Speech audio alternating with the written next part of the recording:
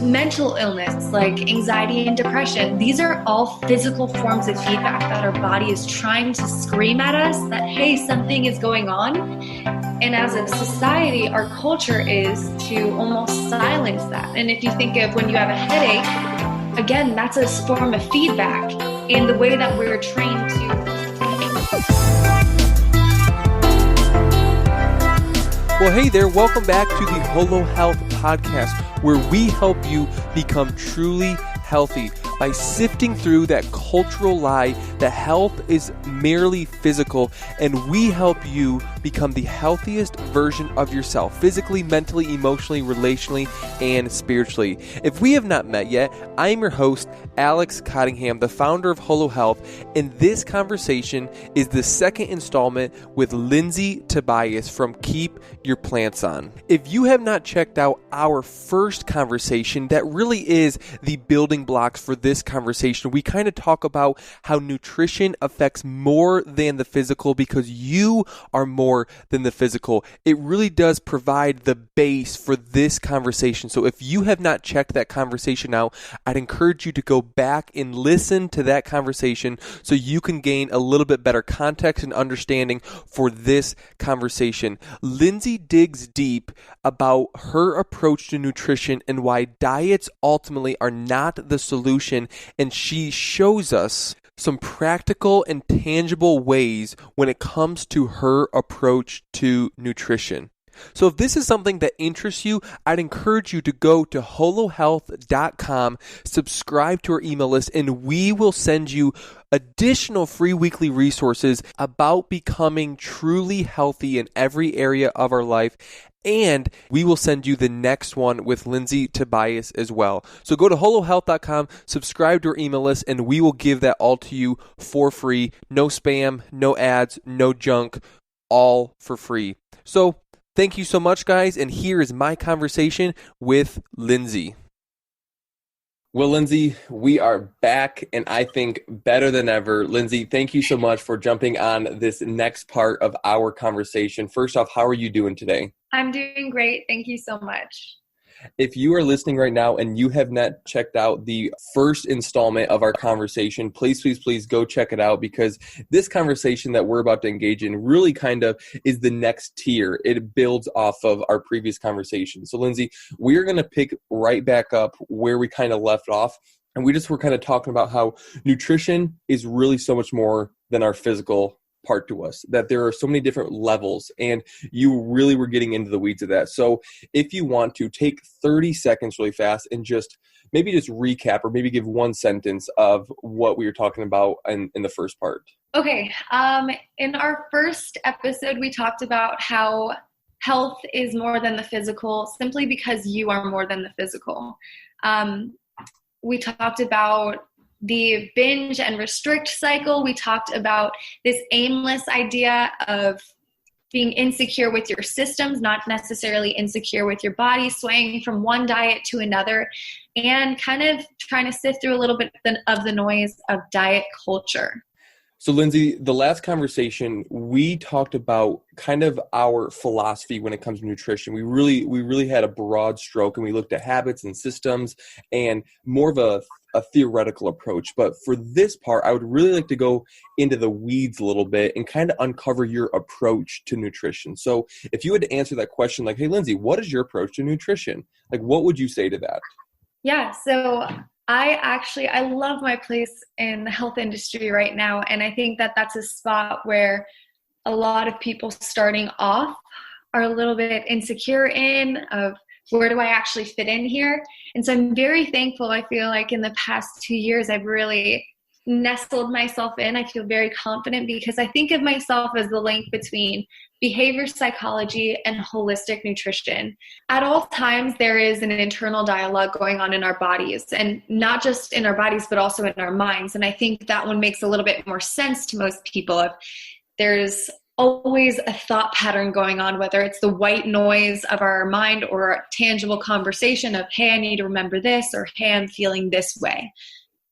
But there's an internal dialogue also physically, and that looks like feedback. And that feedback could be us having hormonal dysregulations, us having irritability, mood swings, fatigue at 2 p.m., blood sugar crashes and spikes, which would result in changing energy levels throughout the day, not being able to sleep at night, not being able to wake up in the morning, having digestive issues, having bloat after every single meal, acne, rosacea, eczema, mental illness like anxiety and depression. These are all physical forms of feedback that our body is trying to scream at us that, hey, something is going on. And as a society, our culture is to almost silence that. And if you think of when you have a headache, again, that's a form of feedback. And the way that we're trained to respond to that headache is to literally numb those pain receptors by having an Advil or having something that is going to thin the blood. Like, we're shutting up what's screaming at us. And as a result, we're not in touch with our bodies like we should be. So with that, I will say there's a level of needing to understand your body and understand a very basic level of nutrition and how food is interacting with the body. And that's why I'm saying, like, that's what I feel like is my mission, to give people what I think everyone needs to know about their health, so they're not constantly swayed by these fad diets that are saying, hey, you need to go keto, or hey, you need to drink this or do this in order to lose weight, and we follow aimlessly. So one thing that's very interesting when it comes to physical feedback is that there are 8 hunger and fullness hormones that are solely responsible for regulating our body's optimal intake, if we listen. However, when we are constantly overeating, so we feel full and then we keep eating just because we enjoy something or because we're eating as a response to something, we stop listening to those hunger hormones or those fullness hormones. And when we start wanting to lose weight and we start restricting, so even when we do feel hungry, we don't eat, we stop listening to those fullness hormones. And that's really toxic because those hunger and fullness hormones are probably our most potent key in order to maintain our weight long term. And it's funny because if you think about, I explain this to my clients and they're like, this is so simple, I can't believe I didn't think about this. When your body is saying I'm hungry, it's literally saying I need more energy in the form of calories.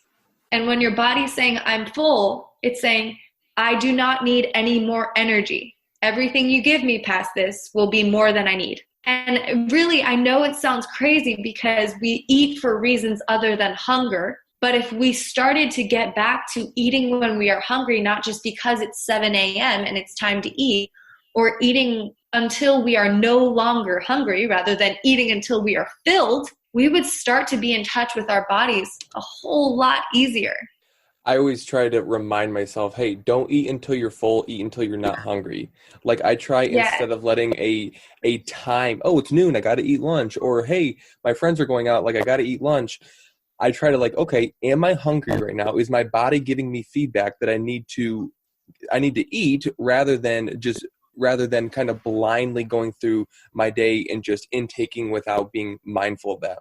So Lindsay, I would love to hear your thoughts as we unpack, okay, what does this actually look like as far as like the content of our food? Because we're talking about eating, but some people might be coming from a background of, well, carbs are the devil. Like I don't eat carbs. I'm just going to do the keto diet. Or some other people think that fats are the worst thing ever. Like what is your approach? Like what are your thoughts on all the different systems of food? What do we eat? Like how would you explain that?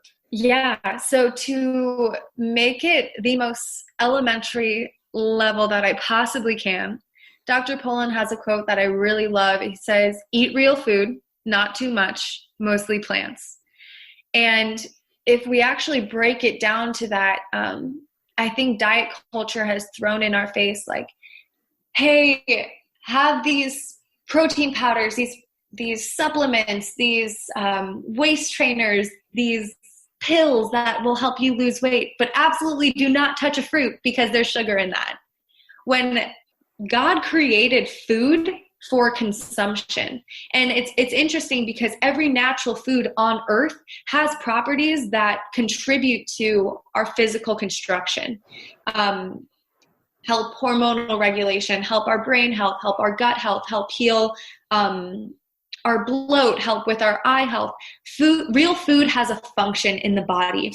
And what's interesting is to understand that every process in the body, so the fact that you just blinked your eyes, nodded your head, that all started and ended with hormonal signals.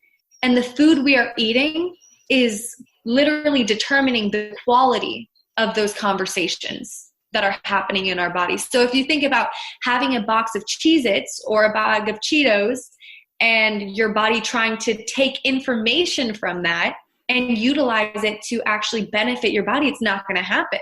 And so without going too much into it, food is information. I'm very big on inflammation. So Hippocrates says that all disease starts in the gut, which is interesting because even if we're talking about mental health, so just talking about mental health, 90% of our body's serotonin, guess where it's found? In our gut.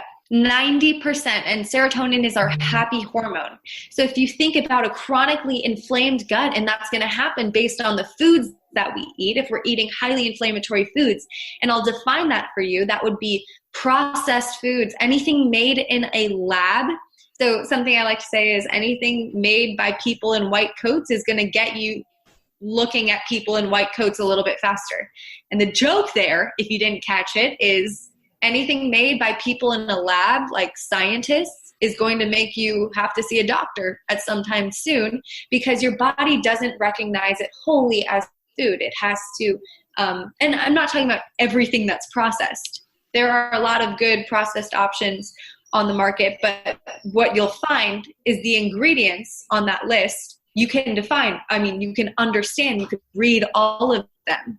So when you see something that has 100 ingredients and you can't pronounce one of them, your body has to work really hard to digest that food. All that to say, food is information. And one of my favorite quotes by Dr. Mark Hyman, he says, every single bite of food that you take broadcasts a set of coded instructions to your body, instructions to either create disease or to create health. So what is the food that you're eating? What is it telling your body to do? And why are we surprised when we're not getting where we want to go with our health, when we're not giving our body what it's asking for? So when someone asks you, oh, you're not pro carbs, you're not pro fat, you're not pro animal products, what are you pro? Give us that one sentence, you are pro what? Real food and individualization. So anti-inflammatory. And anti-inflammatory, I just mean not eating processed crap, artificial sweeteners, artificial colors. Those are two big things that I look out for a lot.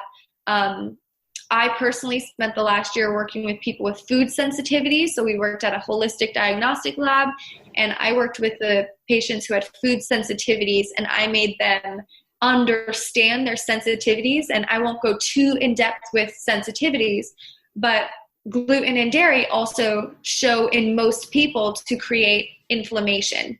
So gluten, dairy, artificial sweeteners, sugar in general, these are foods that can create inflammation. And I am in no way demonizing these foods, but in moderation, because for most people, it's not a matter of how much inflammation, or it's not a matter of if it creates inflammation, it's a matter of how much.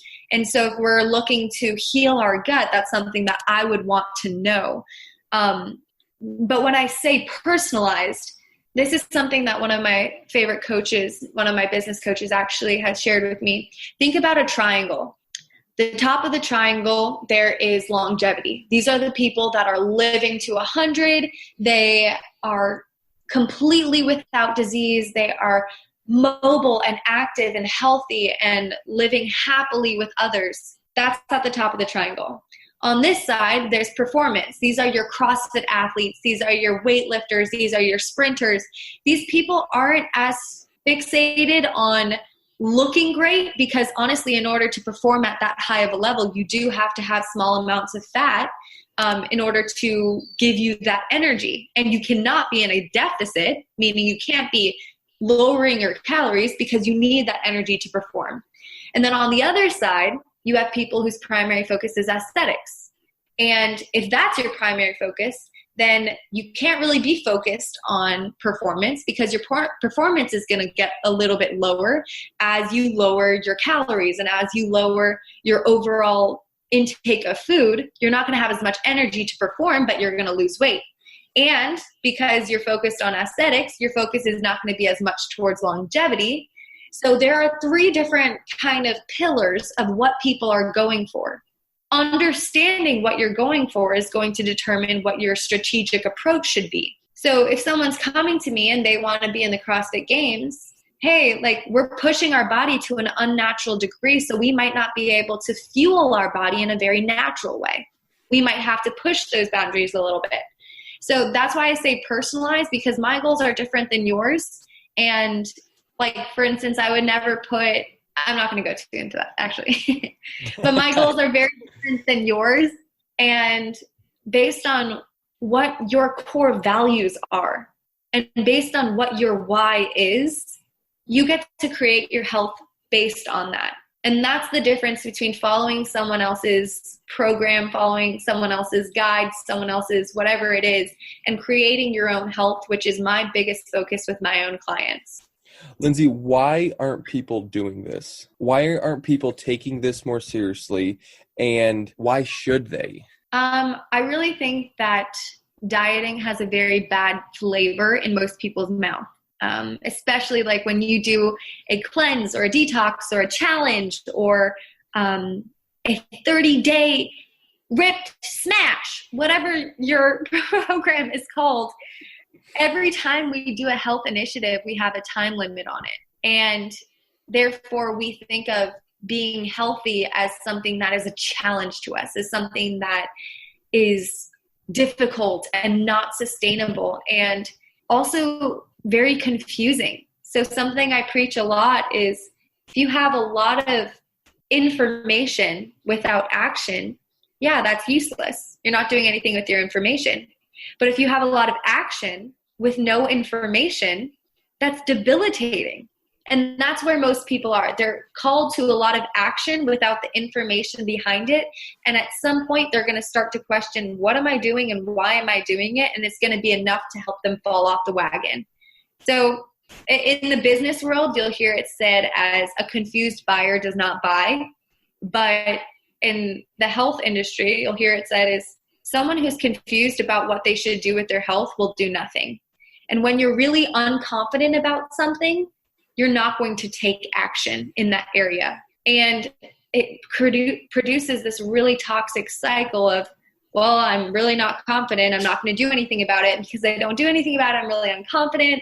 And it's something that I don't think people are really speaking about, again, because they're not confident in what they're doing. So in this, not dichotomy, but more relationship between information and application, Lindsay, I do think that you are really paving the way with accurate information. So with that being said, right now to the listeners listening, what is one thing that you would tell somebody when it comes to nutrition? Start where you are and learn. So my favorite thing that I get to talk to my clients about is the idea that experience alters capacity. When you were 5 years ago, when you were, I don't know how old you were, but 5 years ago, if I were to put everything that's on your plate right now, a baby, a new job, this podcast, Holo Hlth, if I were to put that on your plate, you would not be able to handle it. It would be too much. But as your experience grows, your capacity grows with it. And that's what I would really encourage you is, if you want to grow, you have to be willing to experience. You have to be willing to try and to start where you are and to surround yourself with really good resources. So really any functional medicine doctor, go through my Instagram list and see who I'm following. I always try and make sure that I'm reposting and giving content from people who I think are pioneers in this industry. But I personally think that if you can learn the basics of nutrition and understand your food, you can understand your health and yourself. I think that starts with understanding your core values and finding areas that you are willing to stretch. all or nothing mentalities. They'll shoot you in the foot because they encourage yo-yo dieting and unsustainability. So find where you're willing to stretch and where you're not willing to stretch, and stick to your core values. And in so doing, you can create your own health. If it's an area that you feel very overwhelmed in, I really would encourage getting a coach. And this isn't a shameless plug or anything like that. I would just encourage you to surround yourself with someone that you can lean on and someone that can guide you, because if experience increases capacity, you're literally just, instead of on a going upstairs, you're literally on a jetpack when you get a coach. They're going to lead you the whole way there and give you what you need to know and shift you away from the areas that are going to potentially cause pain for you. So in the areas you're not super confident, let someone else be your guide. I think it's interesting that, just for easy numbers, someone would easily pay $100 a month to go to a gym membership, but say, oh, pay $100 a month for a nutrition coach. It's why in the world would I do that? Where it's they go hand in hand. It's they are both valuable, but they'll pay $100 for a gym membership, but yet they wouldn't even consider having a nutrition coach, where honestly, I would even argue that one may be a little bit more important than the other, but we won't get into that. Lindsay, this conversation is not done yet. Thank you so much. We're going to continue this in the next part. We will see you then. Lindsay, thank you, and have a good one. Thank you so much. Thanks again for listening to my conversation with Lindsay Tobias on the Holo Hlth Podcast. If you would, go to holohealth.com, subscribe to our email list, and you will join this like-minded, same-valued community who wants to be the healthiest version of themselves by getting free weekly resources to help you do that. Thank you so much, guys, and we will see you next time.